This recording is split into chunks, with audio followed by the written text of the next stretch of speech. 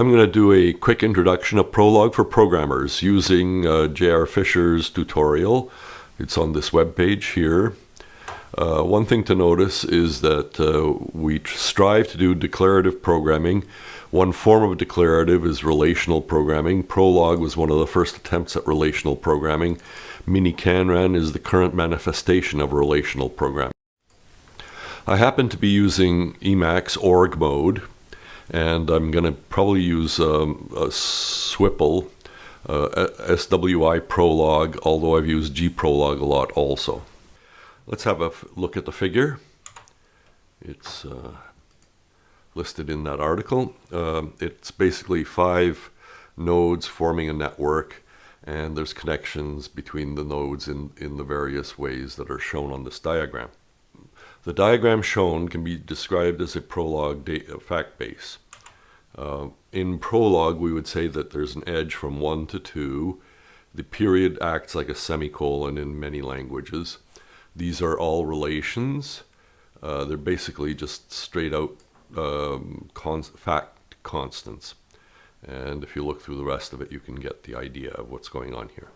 If we look at the fact base, we see that there's an edge from 1 to 2, but it doesn't say that 2 is connected to 1. We can add a basic relation that shows this relationship that 2 nodes are connected if there's an edge between x and y, or if there's an edge between y and x. In Prologue, we can write this basic relation a different way, which is to use a semicolon operator. So basically we're saying connected is edge of xy or edge of yx. In Prologue, it is conventional to put all the OR terms separated as separate relations, or in this form where there's a semicolon between them, and type relations are done with commas. We'll see that later. We can infer further connections by adding Prologue rules using, guess what, divide and conquer. There's the programmer do-it kind of style, and then we can prologify it and turn the relations, the code, into better relations. Any attempt to solve this problem breaks down into 2 main problems and 1 envelope. I call the envelope around the whole thing the top level.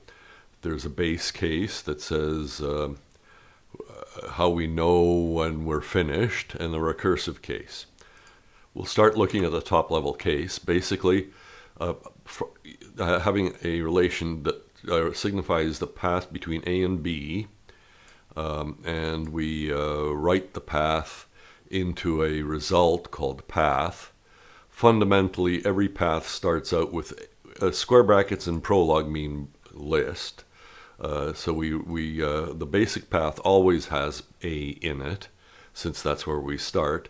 And then we infer new paths between A and B as we go. If we look at the base case, it says that at the most basic level, if there's something that satisfies the connection between A and B, then we're done.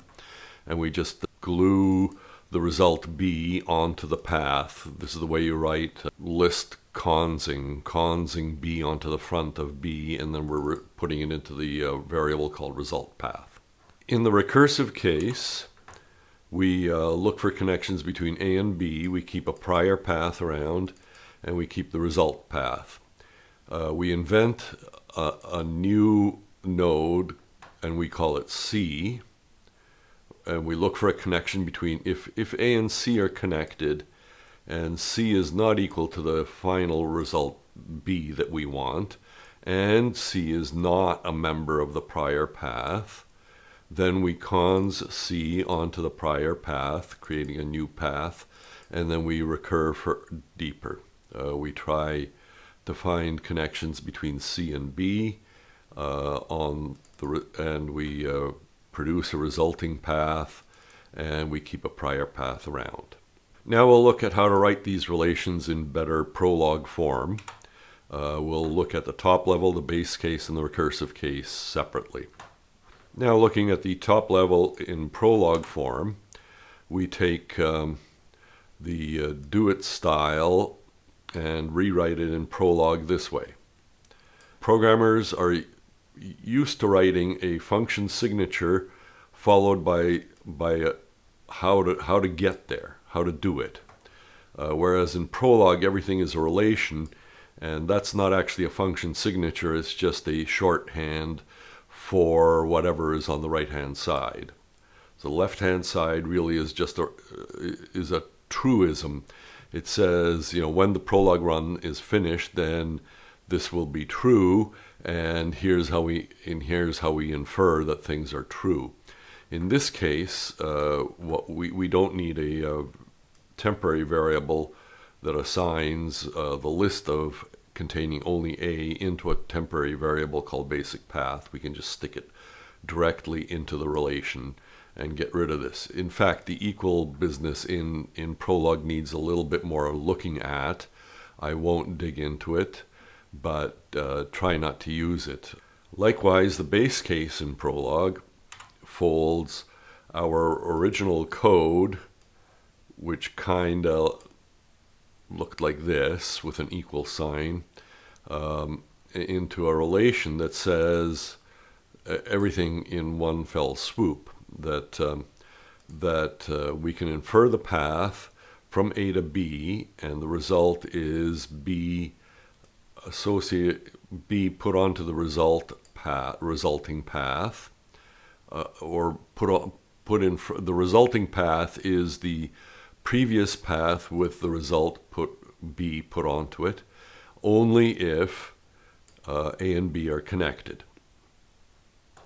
Again, this doesn't look like what programmers are used to, because we're showing things that programmers think of as do-it code, consing things on the left-hand side. In fact, this is still a relationship that shows that infer path is true, and we had a prior path, and that the thing we called the resulting path is broken up into a head and a tail.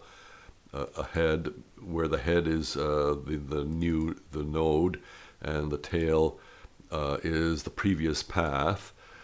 When we continue writing it this way, we can actually do more interesting things, like we don't actually have to supply A and B. We can ask, given a path, given a path and a prior path, what were the A and B's that satisfied that relationship? Likewise, the recursive case of prologification takes the old do-it style and writes it as a single relation that's recursive. Here we've gotten rid of temporary variables like this. In this particular case, I took prior path and renamed it to visited, which makes more sense to me in the final result. And we've dropped from 5 lines to 4 this side is the abbreviation for these 4 lines. So if we can show that these 4 lines are true, then this relation is true. And Prologue will find all of the matches for that relation. And in Prologue, what we'll see is we can actually run some of this code in Prologue. And we will see that it backtracks over. The code gives us one solution. If we give it a semicolon, it gives us another solution. If we give it another and keep doing that until it runs out of solutions, then it stops giving us solutions. I've taken all of the code we've written so far and the facts and put them into a single file called path.pl. The extensions .pl and .pro are the ones favored by the 2 prologues that I use, SWI Prologue and G Prologue. Now I'll take this Prologue file and load it into Prologue. So we'll switch to the terminal. We'll run SWI Prologue, and to load a file I use the command called consult, and we don't need to give it a path name. We do have to remember the dot, and that loads the file. We can do simple queries on the fact base. For example, we can ask to see if there's an edge between 1 and 2, and now it says true, there was. I'm going to put in a semicolon, and then it'll say there are no more edges between 1 and 2.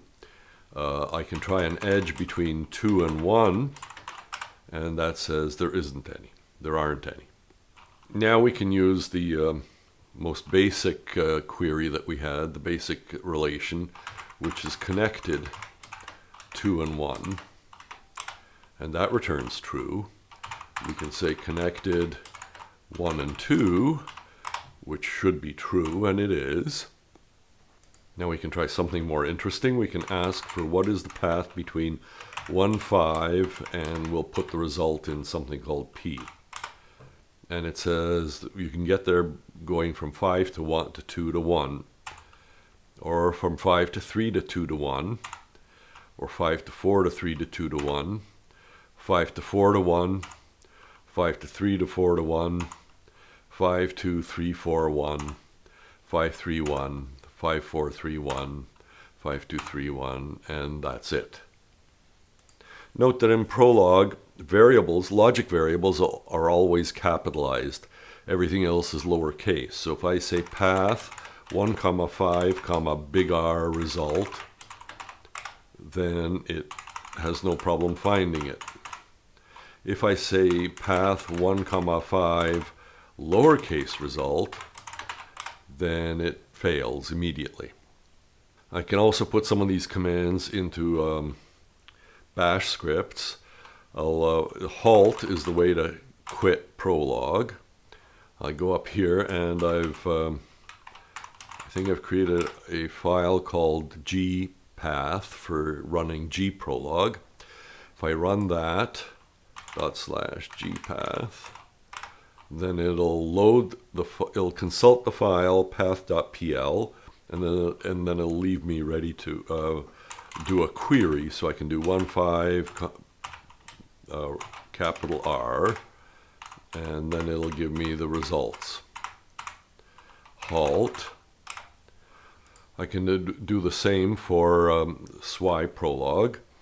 I've created a bash file called swipath.bash, and it's got a slightly different command line syntax, and we'll try running it.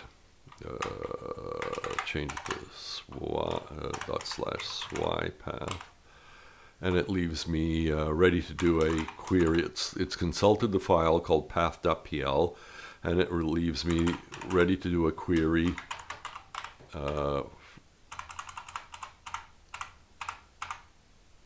like that. And same thing, halt, period. Halt is the way you finish, and then you all have to remember the period. SWI Prologue has the -q modifier, so I'll say -q. I'll do a backslash, which is shell syntax, to continue a line, and modify the file this way. I then run it again, and there it is, ready for me to put in a query. You can even I'll halt this again, halt. You can put the query in as a further command line argument, -g, path 5, 1, big R, and we can try that. Guess what? It ran the query, but it didn't show us the result. Now we'll retry that with rewriting the query to have an output. So we're going to collect all of the results R of the query path R into a bag called B.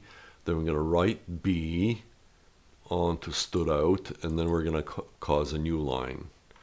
And if I got that right, we should be able to run it. There it is. Ta-da! And I forgot to I can put a halt at the end of that. Like this, -g, halt. Let's try that. And that's the whole query, and it finished. Things get more interesting if we write out the facts as JSON instead of Prolog fact-based format. I'll make modifications to the shell script. Here we consult path.pl. I've added the line that uses the module called JSON. Then we do the bag of, and instead of calling write, we call JSON write. This is stood out, user output in Prologue. The bag and the NL, we've saved it, and then we try it again, and there we are, its output is JSON.